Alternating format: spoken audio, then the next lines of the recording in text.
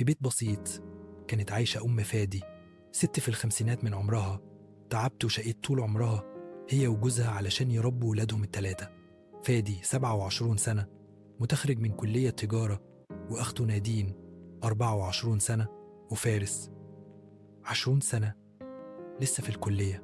أبوهم الحاج سالم راجل طيب وبيشتغل موظف على المعاش، بصحته على قدها، لكن البيت اللي كان مليان ضحك زمان بقى ساكت، إلا من صوت موبايلاتهم أو صوت صراخ الأم وهي بتنادي: فادي قوم يا ابني، وصل أبوك المستشفى.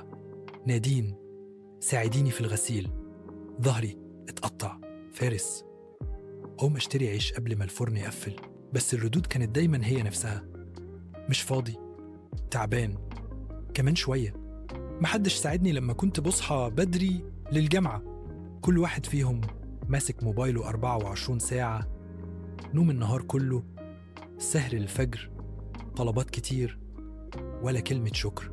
لو اتكلم الأب يقولوا له: انتوا جيلكم ما كانش فيه اللي احنا فيه. ولو اتكلمت الأم يقولوا: انتوا ما بتفهموشنا، احنا مضغوطين. الغريب ان فادي رافض يشتغل أي شغل متاح، يقول: مش هشتغل ب3,000 جنيه، وهو ما اشتغلش ولا يوم، وبيطلب مصروف من أبوه اللي المعاش بتاعه ما بيكفيش دواه مرة أو أمه. وقاعد في المطبخ صرخت، محدش سمع، كلهم في أوضهم في عالم تاني. جت الجارة، لقيتها على الأرض، دموعها سبقت صوتها، وقالت: ربيتهم علشان يرموني.